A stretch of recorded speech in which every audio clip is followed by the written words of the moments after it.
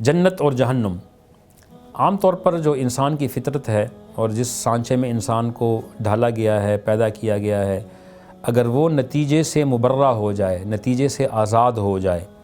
اور اس کو اکاؤنٹیبلٹی کی فکر نہ ہو تو نہ اس کی زندگی کا مقصد ہے، نہ جینے کا مزہ ہے۔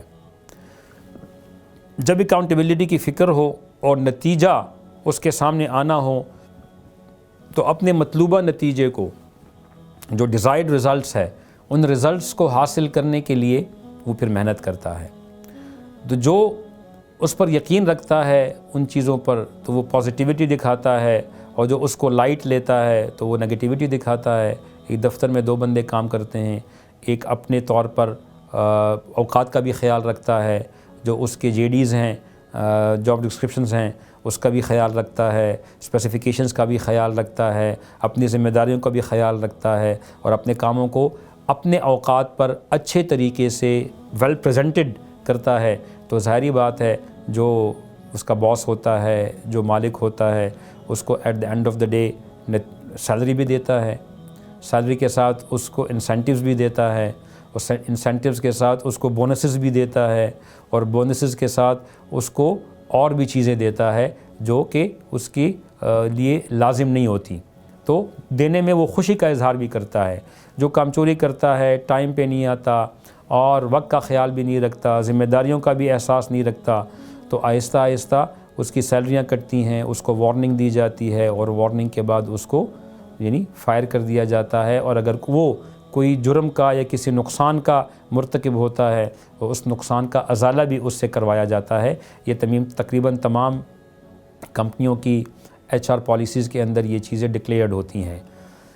یہی ہے اللہ رب العزت نے ہمیں دنیا میں بھیجا ہے، بالکل یہی پرسیپشن ہے۔ جو اللہ رب العزت کے دیے ہوئے ذمہ داریوں کا مان رکھتے ہوئے اس کو پورا کرنے کی کوشش کرتا ہے۔ اللہ تعالیٰ کا ایک اصول بہت زبردست ہے، اور وہ اصول ہے کہ ایک لا یکلف اللہ نفسا الا وسعها، کہ اللہ رب العزت نے انسان پر اتنا بوجھ نہیں ڈالا جو اس کی وسعت سے باہر ہو۔ اور دوسرا، اللہ رب العزت وَأَن لَيْسَ لِلْإِنسَانِ إِلَّا مَا سَعَىٰ، کہ اللہ نے انسان پر جو ذمہ داری ڈالی ہے وہ اس کی کوشش کی ڈالی ہے،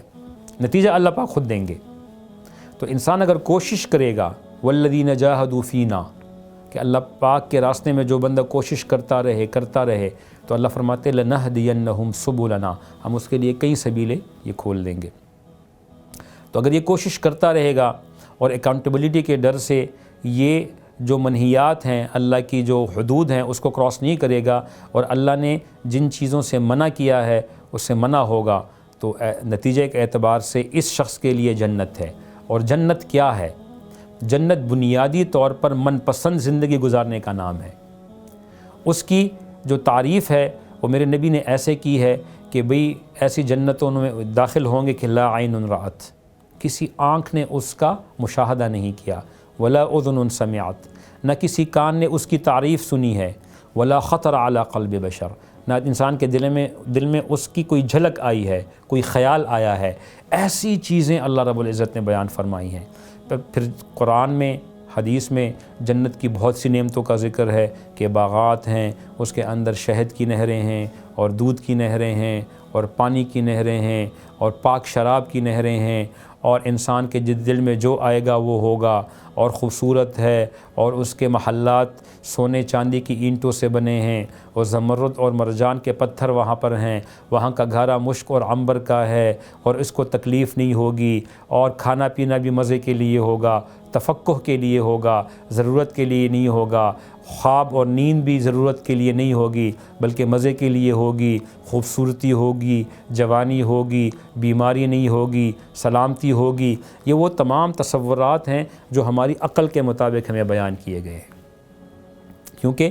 جتنی ہماری عقل کا پیمانہ ہے اس سے زیادہ کی چیزیں اس میں چھلک جاتی ہیں، اس میں آتی ہی نہیں ہیں۔ تو اس میں ساری چیزیں جو حوروں کا ذکر ہے، غلمان کا ذکر ہے، محلات کا ذکر ہے، باغات کا ذکر ہے، چمن کا ذکر ہے، فارم ہاؤسز کا ذکر ہے، ڈیکوریشن کا ذکر ہے، وہ ہماری عقل کے مطابق۔ باقی جنت کی زندگی کے بارے میں میرے نبی نے فرمایا کہ ایک تو یہ ہے کہ کسی انسان کے دل میں اس کا خیال بھی نہیں آیا، اس کے حسن کو ہم جانچ ہی نہیں سکتے۔ تو یہ ان لوگوں کا ٹھکانہ ہوگا جو اللہ کی مرضیات کے مطابق چلتے ہوں گے۔ دوسری طرف جہنم ہے، تو جہنم کے اندر یہ اللہ کا قید خانہ ہے، جنت اللہ کا مہمان خانہ ہے، جہنم اللہ کا قید خانہ ہے۔ اس میں اللہ اپنے مجرموں کو رکھے گا، اور مجرموں کو جو سزا دی جاتی ہے، ایک ہوتا ہے ملزم، ایک ہوتا ہے مجرم۔ مجرم وہ ہوگا جس پر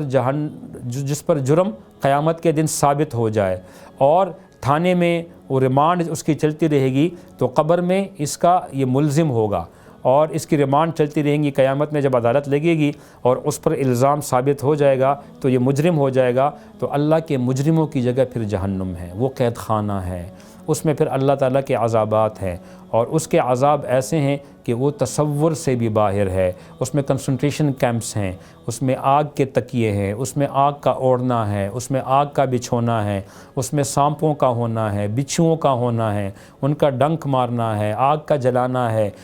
جلدوں کا جلانا ہے۔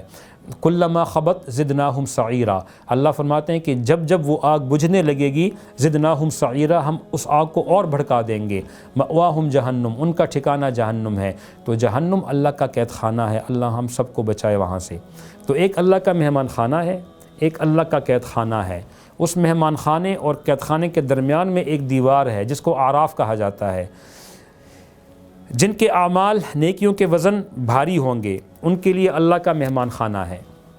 جن کے اعمال کے وزن ہلکے ہوں گے ان کے لیے اللہ کا قید خانہ ہے، وہ جہنم ہے۔ اب ایسے بھی لوگ ہوں گے جن کے اعمال کے وزن برابر سرابر ہوں گے، 50-50، اس کا کیا کیا جائے گا؟ تو اس کے لیے اللہ رب العزت نے سورہ اعراف نازل فرمائی۔ سورہ اعراف میں اس کا تصور پیش فرمایا کہ اعراف وہ دیوار ہوگی کہ وہ جہنم اور جنت کے درمیان میں ایک دیوار ہوگی۔ بعض مفسرین فرماتے ہیں کہ یہ وہ دیوار ہوگی جب مومن لوگ اپنے نور کی روشنی کے ذریعے سے آگے بڑھتے ہوں گے، اور کافر ان سے کہیں گے منافقین کہ ہمیں بھی آنے دو، تو بولیں گے کہ فَلْتَمِسُوا نُورًا، جاؤ اور دنیا سے اپنے لیے نور لے کر آؤ، اور ان کے جو ہے فَضُرِبَ بَيْنَهُمْ بِسُورٍ لَهُ بَابٌ، ان کے درمیان میں بسور، ایک دیوار قائم کر دی جائے گی، اور اس کے درمیان میں ایک دروازہ ہوگا، دروازہ کہ اس پر جنت اس پر جہنم۔ تو وہ دیوار جو ہے یہ اعراف ہے، جہاں پر ان لوگوں کو رکھا جائے گا جن کے اعمال کے وزن برابر سرابر ہوں گے، اور وہ جب جنت والوں کو دیکھیں گے تو بڑے خوش ہوں گے، سبحان اللہ، کیا زندگی ہے، کیا زبردست، کیا ہے۔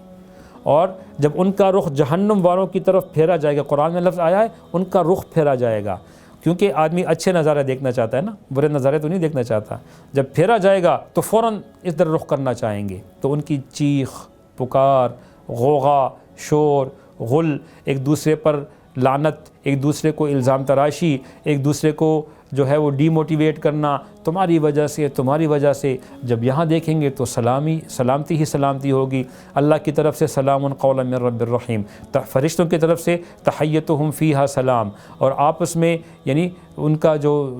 گفتگو ہوگی وہ سلامتی ہوگی، لا یسمعون فیہا لغوا الا سلاما، سلامتی، ایک دوسرے سے سالم اور سلامتی والے ہوں گے، ان کی تکلیفوں سے آزاد، نہ غیبت کا خطرہ، نہ الزام تراشی کا خطرہ، نہ بہتان تراشی کا خطرہ، جو یہ چاہیں گے وہ کریں گے۔ جنت والوں کو اللہ پاک،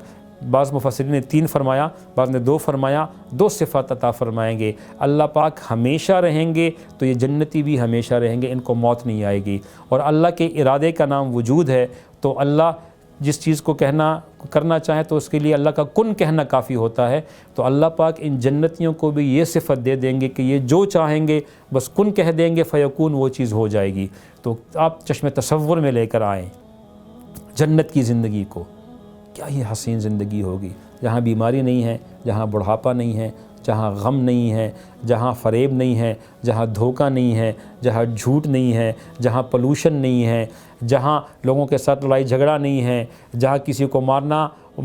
خود کو مرنا نہیں ہے، دوسرے کو مارنا نہیں ہے، لڑائی جھگڑا نہیں ہے، سلامتی، محبتوں والی زندگی، اور اپنے بھائیوں کے ساتھ، والدین کے ساتھ، دوستوں کے ساتھ، اور محفلیں ہوں گی، یعنی یہ اخواناً یتقابلون، اور علی سرر یتقابلون کہ بھائیوں کی طرح زندگی ہوگی، اور تختوں پر اور عیاشی کی زندگی، اپنی مرضی کی زندگی، اور تقابل آمنے سامنے، اور مجلسیں چل رہی ہوں گی۔ بہت جگہوں پر جنت کا تذکرہ آیا ہے۔ یہ زندگی بہتر ہے یا جو مصیبتوں تکلیفوں والی زندگی بہتر ہے؟ اس جنت والی زندگی کو حاصل کرنے کے لیے ایک ہی فارمولہ ہے کہ اس دنیا کی زندگی میں اپنی خواہشات کی بجائے اللہ رب العزت کے احکامات والی زندگی اپنی جو ہے وہ اپنا شعار بنانا ہے، اپنا مقصد حیات بنانا ہے۔ اور یہ بہت آسان ہے۔ اللہ کے نبی صلی اللہ علیہ وسلم نے اس کی پوری تفصیل بیان کی ہے، اور علماء کے ساتھ جوڑ کے ہم اس زندگی کو حاصل کر سکتے ہیں، اور اس کے دنیا میں بھی اس میں اللہ رب العزت حیات طیبہ یعنی پاکیزہ زندگی عطا فرمائیں گے، اور موت کے بعد بھی۔ ایک بزرگ تھے، وہ فرماتے تھے کہ دو آزادیاں اکٹھی نہیں ہو سکتی اور دو قیدیں اکٹھی نہیں ہو سکتی۔ جو دنیا میں آزاد رہنا چاہتا ہے، جو کہتے ہیں ہم آزاد ہیں اپنی مرضیات میں، اپنے جسم میں، میرا جسم میری مرضی اور میں اپنی مرضی میں آزاد ہوں، تو دنیا میں بھی وہ کلی آزاد نہیں ہے، اور آخرت میں وہ قید ہی ہوگا۔ اور جو دنیا میں کہتا ہے کہ میں اللہ کے احکامات کا پابند ہوں، اللہ کے حدود و قیود میں رہنے والا ہوں، میں یہاں انشاءاللہ اللہ رب العزت کی عبدیت والی قید کی زندگی گزاروں گا، تو اللہ پاک اس کو آخرت میں آزادی عطا فرمائیں گے، جہنم سے بھی آزاد ہوگا اور اپنی مرضی کی زندگی آخرت میں گزارے گا۔ اللہ پاک مجھے ان باتوں کی حقیقت نصیب فرما دے، اور اللہ پاک ہمیں اپنے محبوب بندوں میں ہمارا شمار فرما دیں۔ وآخر دعوانا ان الحمدللہ رب العالمین۔